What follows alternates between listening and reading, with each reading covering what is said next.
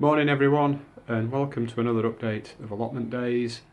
In this update I want to show you the stage of development of a lot of different plants on the allotment. It's pretty much planted up now, all 3.5 plots. Still got some first early potatoes to go in. There'll be a second wave of potatoes here in front of me where you can see the black plastic. They're going to be Pentland Javelin, and on the next allotment just the other side of the raspberry border there'll be some Jersey Royals, but we'll look at things that are beginning to come to life and beginning to bear a little bit of fruit. So if you bear with me, we'll start by looking at the greenhouses and we'll see what's new. Okay, cheers, see you in a bit. We're in the top greenhouse, and as I said, this is a series of firsts, and as you can see there, we've got tomatoes, the first tomatoes of the season, and as usual, they're sun gold. 3 plants of sun gold in here, and they're all bearing tiny little cherry tomatoes. We've also got some black cherry, I'll show you those. They're the black cherry, not quite marble size, but they're doing really well, aren't they, those? Black opal too, they're beginning to bear fruit.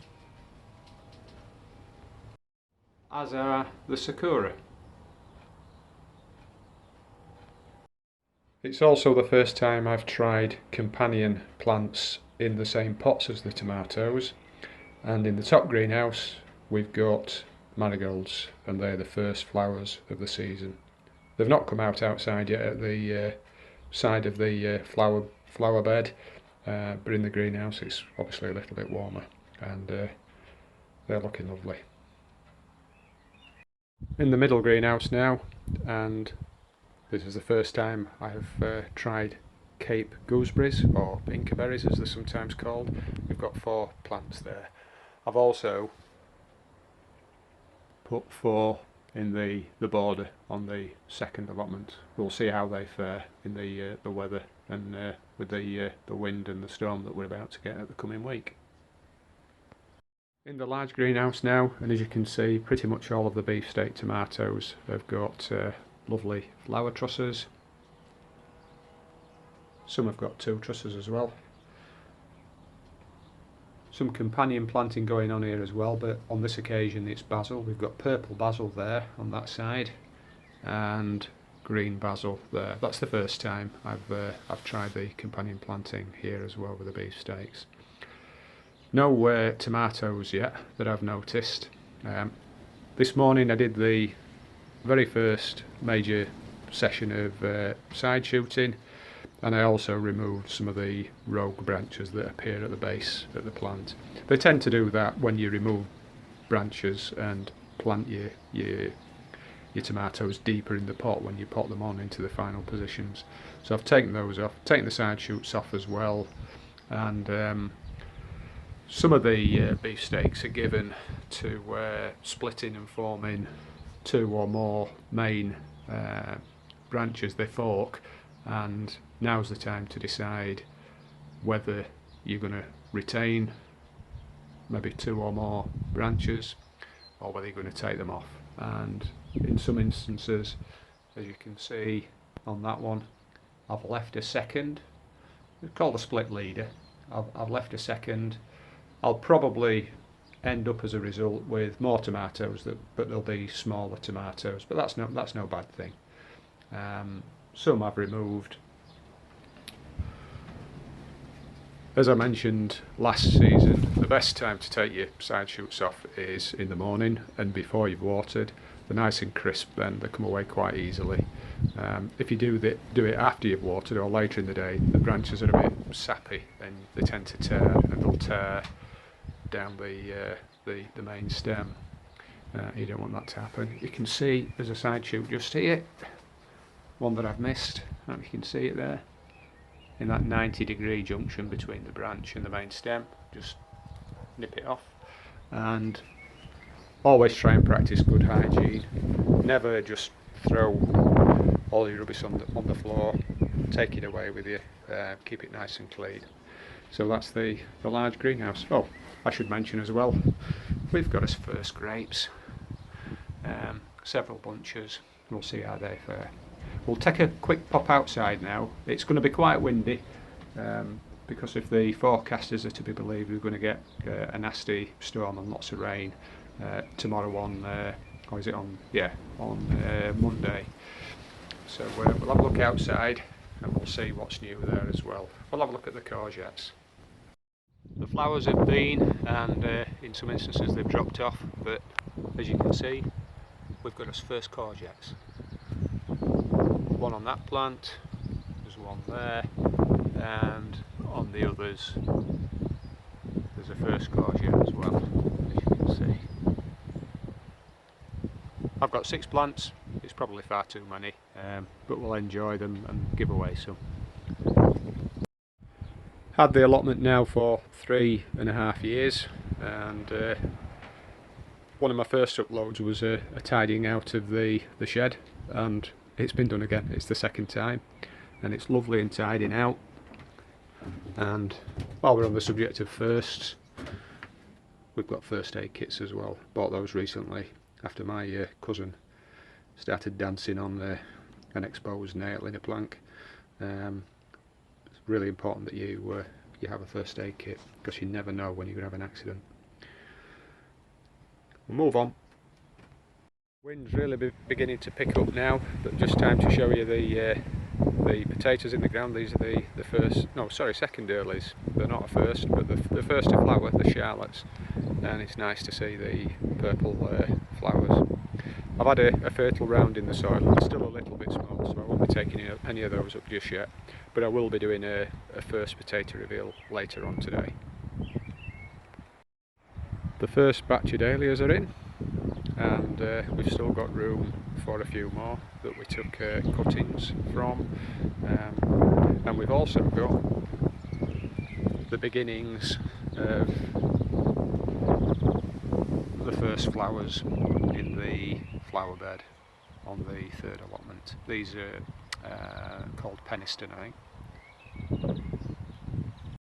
And you know it's the start of summer when your first strawberries begin to ripen. This is not the first one actually. We had 5 or 6 begin to ripen. We went to pick them, and the back half of the strawberries had been eaten by the birds. So, as you can see, yesterday on Saturday, we covered up the strawberries with debris netting. It's quite vivid, but hopefully it'll do the job. This is the first season that we've had apples on the trees. They've recovered from the earlier rabbit attack, getting on for about 2 years ago, and there's quite a few apples on the trees. This is a ribston pippin. We've got a mixture of bakers and eaters, and a couple that are sort of dual purpose. And that's the first time we've had carrots in the raised bed.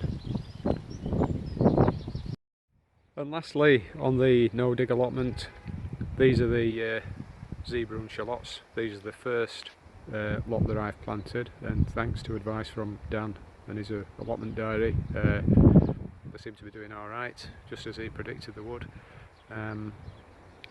His timings for sowing were bang on. They were sown mid-March, and I popped them into the soil around about the 3rd week in May, and they've just gone from strength to strength, so they're quite impressive.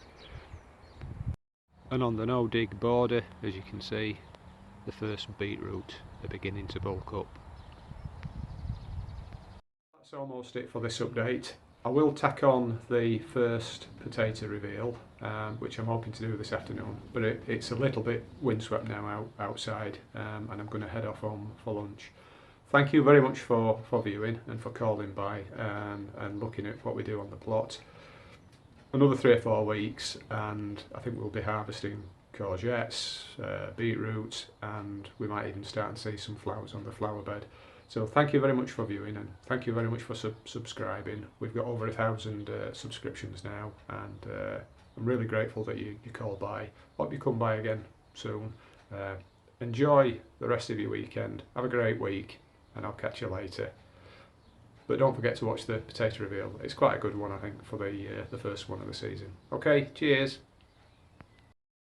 Hi everyone, it's Sunday the 4th of June, and I've decided to do my first potato reveal. It's more a case of need than curiosity on this occasion. We've run out of potatoes from last year. We've still got a few, a handful, but the spruts on them are about a foot long, so they're not really they're not very easy to peel either. They're very squishy and soft. Taste alright, but so I'm going to try a red Duke of York. I've not got my tripod with me, so I'm going to cut the tops off, turn it upside down, and then we'll see what we've got. I've not got my scales with me either, but we'll just have a look. If it's a decent reveal, if there's enough for a meal, it'll do. It's the very first one that I'm upending.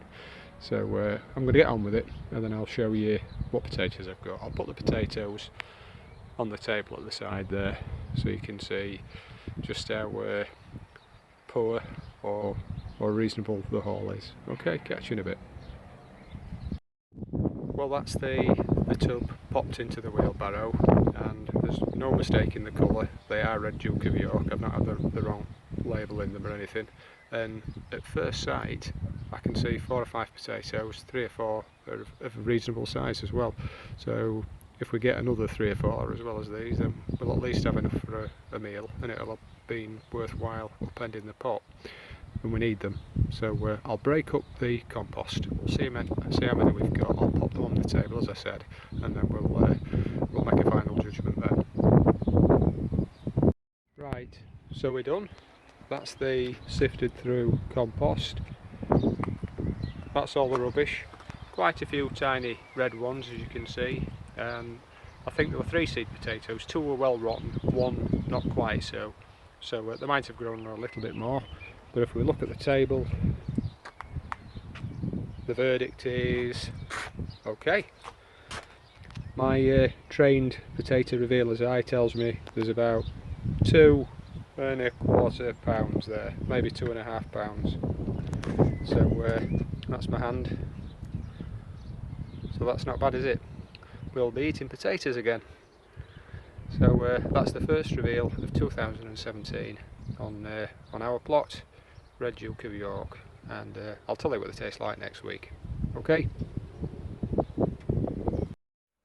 Hi everyone, back at home now, and I just thought for the sake of completeness I'd pop the potatoes on the scales, and as you can see from the reading there, I clearly need to go to Specsavers because my eye is not very expert after all. Instead of 2½ pounds, we've actually got 4 pounds pretty much dead, just a tad over 4 pounds. So that's quite a good haul, I think, for a very first reveal. So that's the first reveal of red Duke of York. Catch you later.